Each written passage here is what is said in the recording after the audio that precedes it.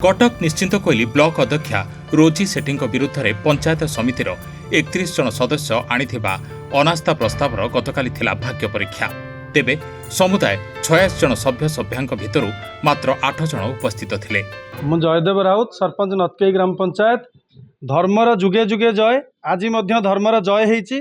निश्चिंत कोइली ब्लॉक अध्यक्षा विरुद्ध में जो अनास्था भोट आज ग्रहण करिवार थिला, आज आवश्यक संख्या अभाव अनास्था भोट बातिल होईची। आमे 8 जन सभ्य सभ्या अनास्था सभागृह उपस्थित थिलु, तेणु तांकर कोरम होई पारलानी, तेणु भोट बातिल हला। एही भोट पई आवश्यक 2/3 सभ्य उपस्थित रहिबा आवश्यक। तेबे संख्या कम थिबारु अनास्था होई पारेनी।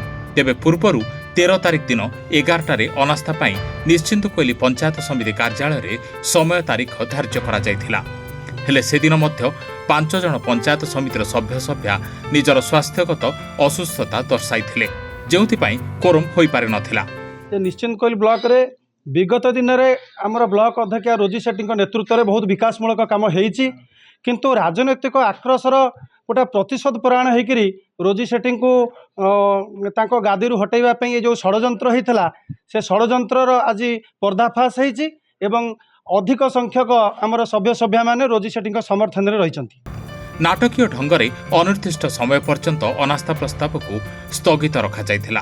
किंतु या द्वारा ब्लॉक केते दूर प्रभावित होउची, डेवलपमेंट काम केते दूर प्रभावित होउची, यह निश्चिंत भाव में चिंतार विषय। गोटे 13 तारिख डेट थिला, आज पुणी 30 तारिख डेट हैला।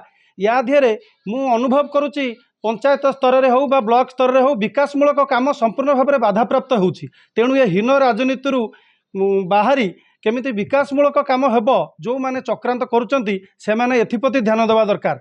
जहाकु नै राजनीतिक महल रे अनेक चर्चा आरंभ होइथिला। तेबे किछि दिन परे जिल्लापालଙ୍କ तरफरु एक चिठी माध्यम रे पुणी थरे अनास्था पई गतकाली तारीख को धार्य करा जायथिला। तेबे मात्र 8 जन सभ्य सभ्या उपस्थित थिबारु पुणी अनास्था होई पारिनी, जहाकु नै महांगा राजनीति सरगरम।